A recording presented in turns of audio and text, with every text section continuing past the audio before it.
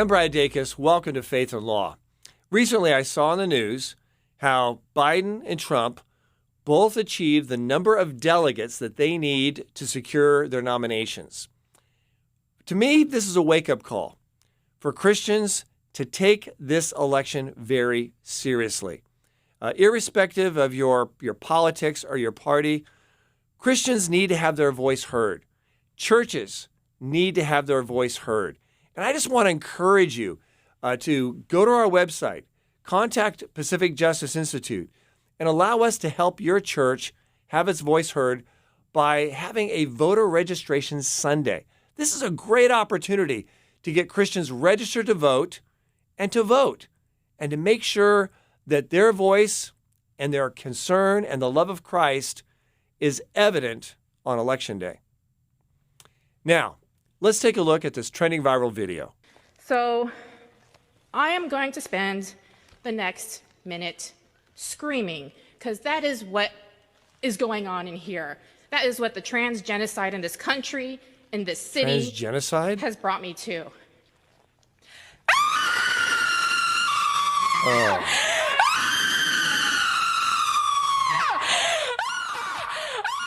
Oh, she needs help. How sad. Imagine that! I heard her screaming, but you know what that screaming communicated to me? It communicated to me someone that is desperate in their need for Jesus. They need healing. And we see people like this who are advocating transgenderism and distorting the human body different from how God made us to be. What we're really looking at is someone who is hurting, someone who needs the Lord. And I just want to encourage you. At first glance, we're going to get nauseated. We're going to be maybe offended when we see this kind of a video. But you know what we need to do at the end? We need to be praying for these people. And we have the opportunity, we need to be connecting with these people because they need Jesus. And that, I believe, is a true Christian worldview and a Christian response.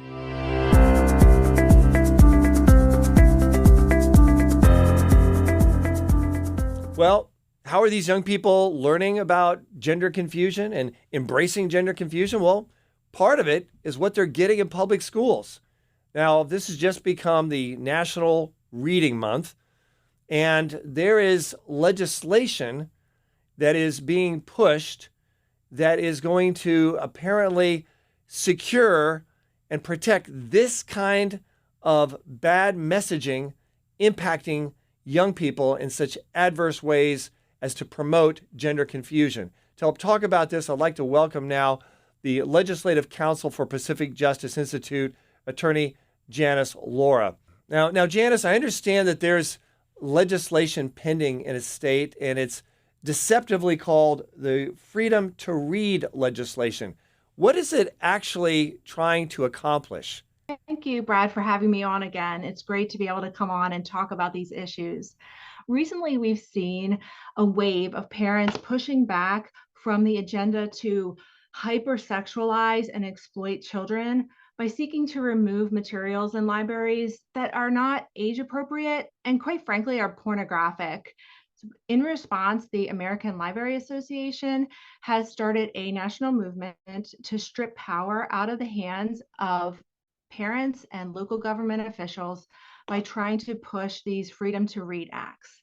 So these bills shift decision-making authority away from the local level by requiring libraries to utilize state standards, paving the way for libraries to distribute explicit and obscene materials to minors without liability or input from parents or the public.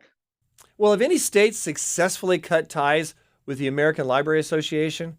Well, a growing number of states and local libraries are looking to do just that, to break away from the American Library Association, saying that the organization has just become too radical.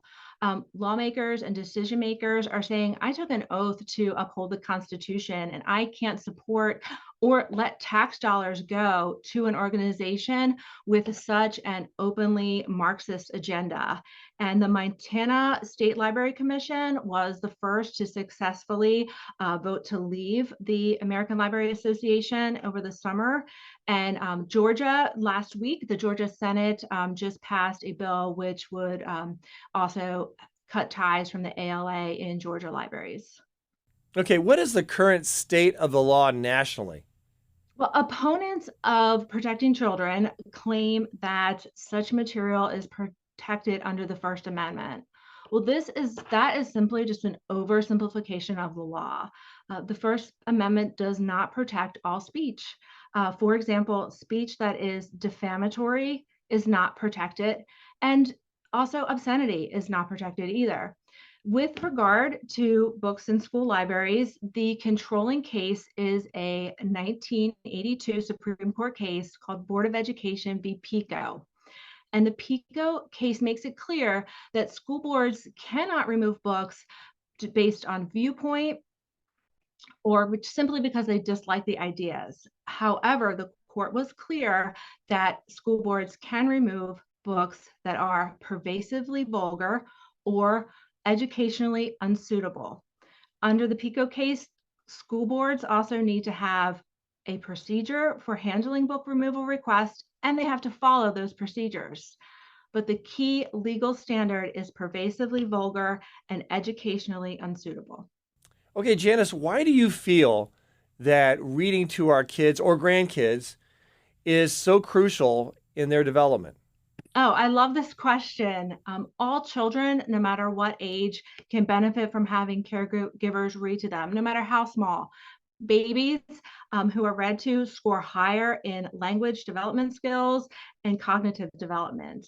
Children just through reading, they develop the skills that they need to be successful in life and in school. To be school ready is very, very important, to step into school ready to learn.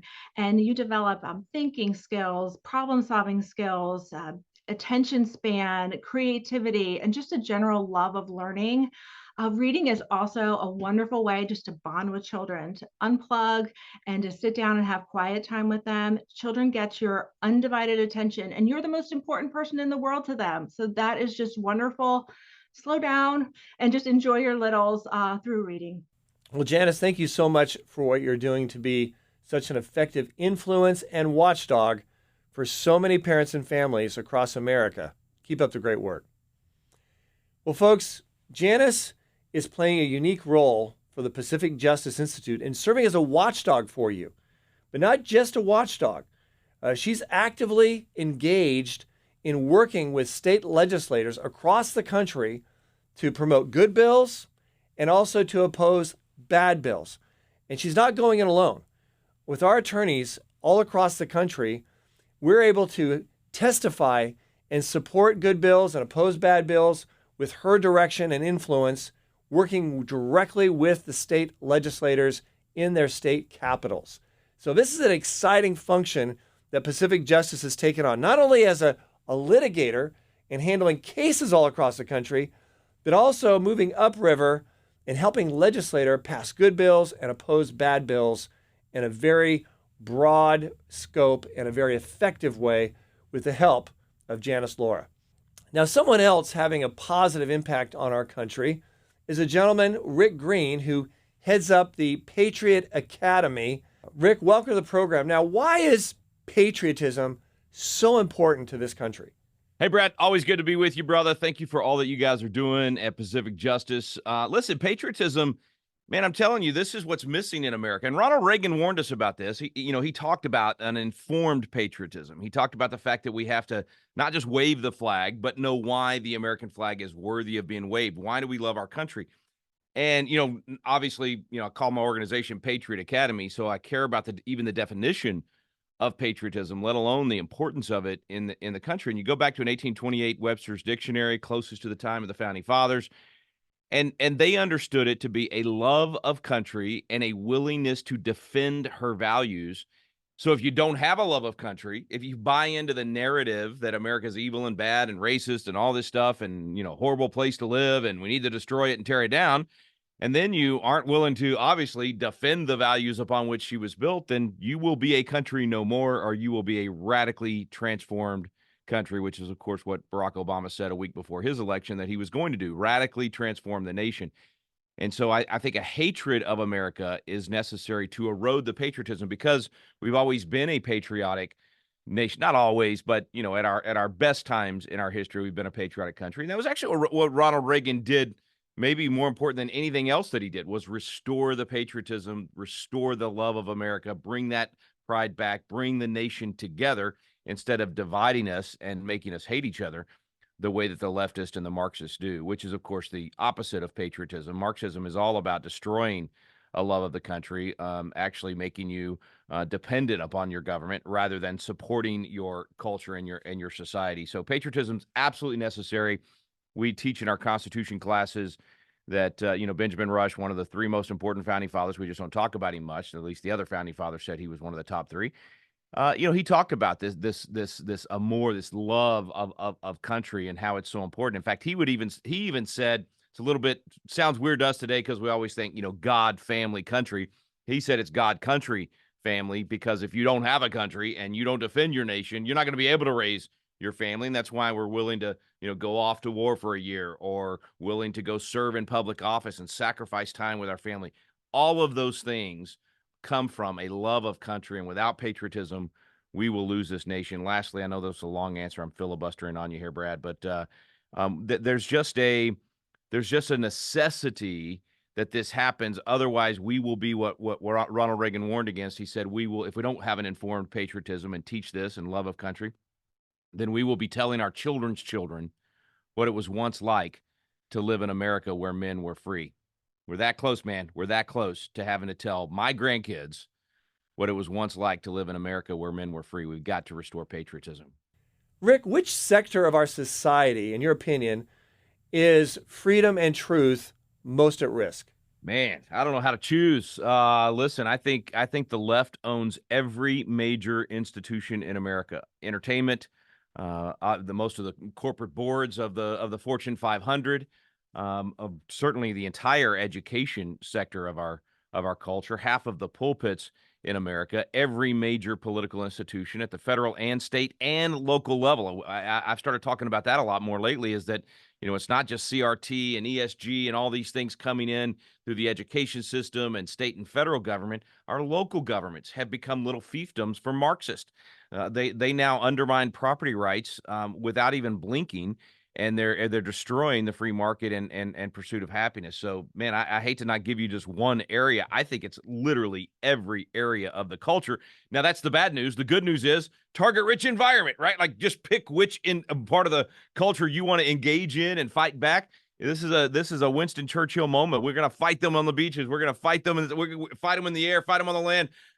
That's how it is. So if you're an arts and entertainment guy or gal, then do like Ronald Reagan. Ronald Reagan was in the entertainment industry, and that's where he fought the Marxists first, and then later fought them in the political realm. If you're an educator, if you're on the front lines of education, you've got to be willing to teach truth and fight the lies. If you're in the political realm, or you're in ministry, or you're in business, or wherever it is, it's everywhere at this point. And of course, our specialty at Patriot Academy is education. We believe that all the bad stuff that's happening is an outgrowth of the petri dish where bad government grows, civic and biblical ignorance. So if we don't know truth, we fall for the lie. And the virus of bad government is everywhere. The virus of Marxism is everywhere. So for us, out of all those areas of the culture and those sectors of the culture, education is where we think it's most important to engage and solve that civic ignorance problem. And that's why we've got 28,000 coaches out there hosting these Constitution classes and getting people to get that informed patriotism. Now, Rick, why do you feel biblical citizenship is so important in modern America? I think it is that petri dish. That's why I said civic and biblical ignorance, because it's not just that we don't know our history, which is a huge problem, obviously, but it's also that we just don't know what caused our nation to have a great history. In other words, America became the greatest, most powerful, most free, most benevolent nation in the history of the world because of the inputs. There's always a cause for the effect. And the biblical foundations, the biblical principles of liberty are the cause for the effect of America being the most successful nation in history. And so we have to do biblical citizenship, not just good citizenship. And we have to know what produces good citizenship. There's a reason that there were only a handful of the founding fathers that weren't biblically minded Christians that wanted to live out their worldview. But even those handful that weren't Christians, they loved the fact that most people were Christians, and they said Christians make the best citizens. So they knew that the biblical formula, even if you weren't a person of faith, the truths found there produced a good society. So biblical citizenship in modern America is absolutely essential to restoring a good society. And it really comes down to one simple statement. Treat your neighbor the way you want to be treated.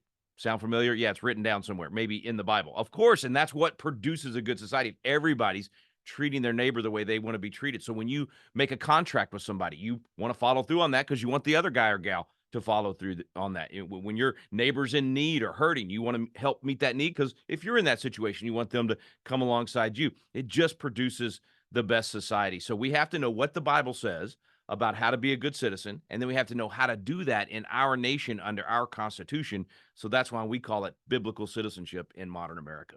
Could you share with us a Patriot Academy win where government policy was positively influenced with a biblical worldview? Oh man, let me try to think of a specific. I'd say first, generally speaking, probably my favorite is when I hear from an alum of Patriot Academy, and I can think of two specific instances on this, but it happens all the time. One was a member of Congress that had come through Patriot Academy. Another was a young legislator in a state that just got in last year and was voted the number one conservative, by the way, after had the number one conservative record after his first session.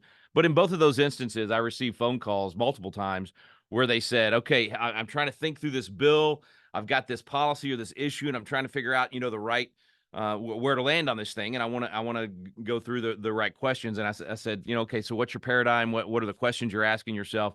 And both of them said, well, my first question is, do I have authority to consider this issue? And I have to admit, Brad, I literally teared up because that's what we teach at Patriot Academy, the LIFT principles: limited government, individual liberties, free enterprise, timeless truth. So limited government requires us every time as a legislator, you have a policy that's put in front of you to ask the question, not is it a good policy, not will this solve the problem. That's not the first question. You get to those if you get past the first question. The first question is this in my domain? Do I have authority to consider this issue? So for instance, when the congressman called, he's like, this is an education deal. I know the Department of Education is unconstitutional. The Constitution does not give the federal government any power over education. And so he's asking the right question. So I go through that long answer for you because even more than a specific policy, it's the mindset. It's the fact that we're raising up a generation of leaders that are coming back to the fundamental question of what's the proper role of government, because God gave the government certain jurisdiction, the family certain jurisdiction, the church certain jurisdiction, and even in the government sphere, we set up as the people, which the Declaration says that to secure these rights, governments are instituted among men, deriving their just powers from the consent of the governed. So we set up governments to have the feds do certain things, but it's few. It's enumerated. It's only those 17. And then the states and the people have everything else. And so getting our graduates to just think through, is this in my domain? That's a general win, but it's the most important win because then you can get government out of our lives on the areas that they're not supposed to be, and then get to those specific wins. I could go through a lot of, man, we've seen a lot of pro-life victories, a lot of victories in the judicial realm from our graduates actually applying that. And then specifically also, man, I could give you 3 or 4 school boards where we completely took over because of Patriot Academy grads that had gone through Constitution classes, going in and getting their church engaged and taking over those school boards. And now hundreds of school board members that have been elected because they came through a Patriot Academy class, dozens of members of Congress and state legislatures out there. So anyway, that's more of a general answer to your question, but I hope it encourages you, Brad, and encourages your viewers to know that you can make a difference. It's easy to do. We give away these classes for free, so anybody can sign up to take a Constitution class for free or be a coach for free, and you don't have to be an expert. You don't have to be as smart as Brad Dacus to be a Constitution coach. You don't have to know anything about the law or history or government. You just got to know how to do the power play. Get people in the room, turn on the power, hit play and let David Barton and Kirk Cameron and myself and others do the teaching. So please, folks, get out there and be engaged. Brad, thanks for what you're doing, man. I'll lock shields with you anytime. Well, Rick, thank you so much for the work that you're doing to help have a positive influence for people to understand the Constitution and our biblical worldview and how we can influence society. Folks, if you want to help your church directly have a positive influence, Patriot Academy is a great tool. I strongly encourage you to encourage your church to take a look at this. It's very equipping for the body of Christ. Something else I encourage you to take a look at is also our Church Finds Its Voice campaign that we're participating in at Pacific Justice Institute.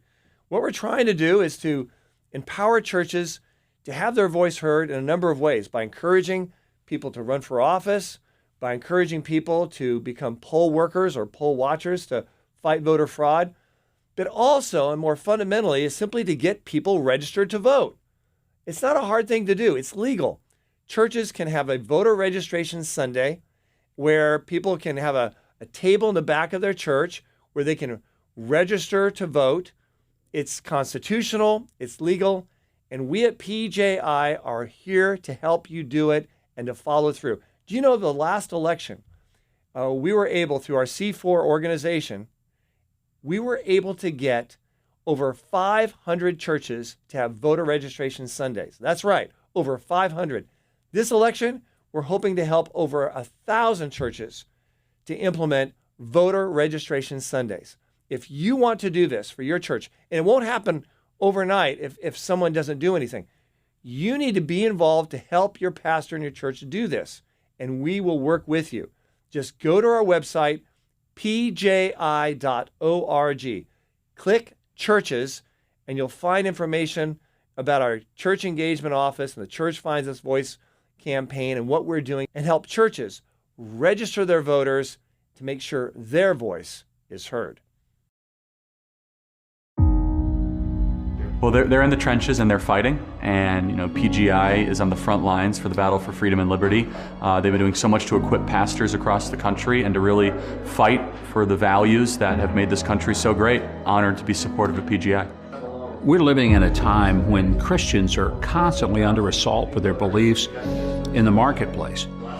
And if there's not someone to advocate for them and help them with the legal necessities of defending themselves, they're going to get fired.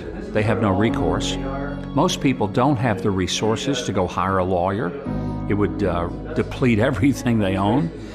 And most lawyers, quite frankly, across the country don't deal in religious liberty issues.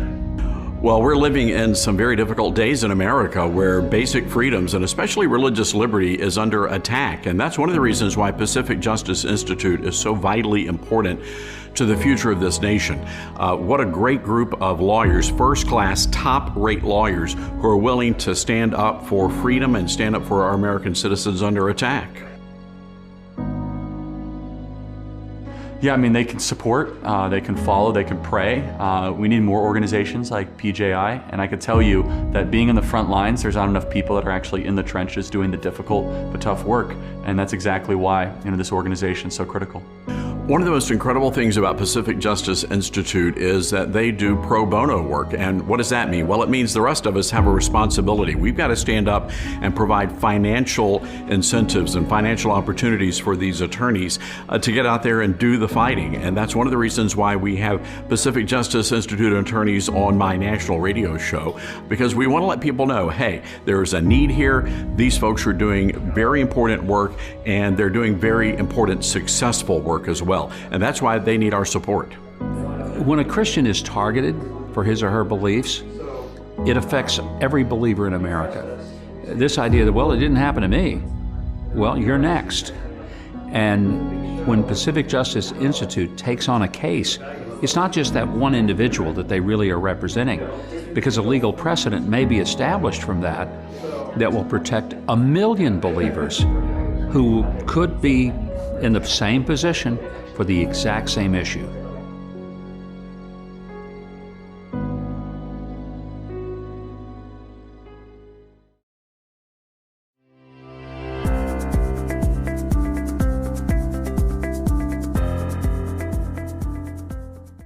So we want to have a difference in our nation. Well, why? Well, let's take a look at some scripture.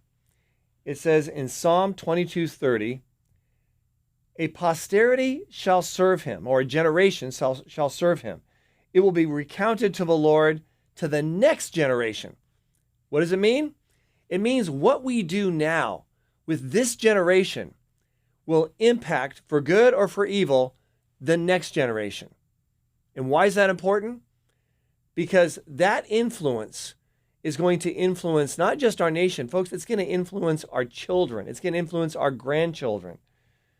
So we need to speak up. We need to be faithful with the opportunity we have now to have the church's voice heard and to be a proclaimer of God's truth and God's love, and most importantly, of course, the gospel. Without the gospel, there is no transformation. There is no revival.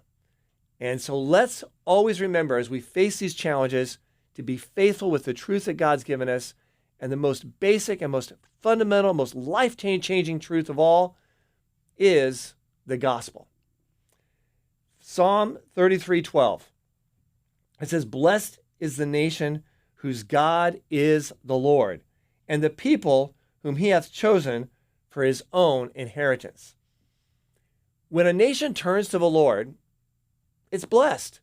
When a nation turns away from the Lord, it's not blessed.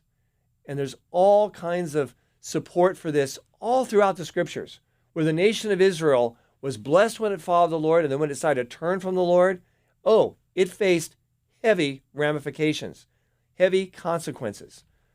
I don't know about you, but I'm concerned for this nation, spiritually, for the salvation of people, but also for the fact that we're begging right now because of policies and things that are being pushed in our schools, things that are being pushed on our children, our new generation. I'm really concerned that we're going to have pushed on our nation consequences that all of us are going to dread. And it's going to be a reminder to us all of what happens when we turn from the Lord. Let's turn back to the Lord. Let's share our faith. Let's live our faith. Folks, the consequences are simply too high. We're going to face persecution as Christians. But no matter what we face, no matter what the pushback, always keep the faith.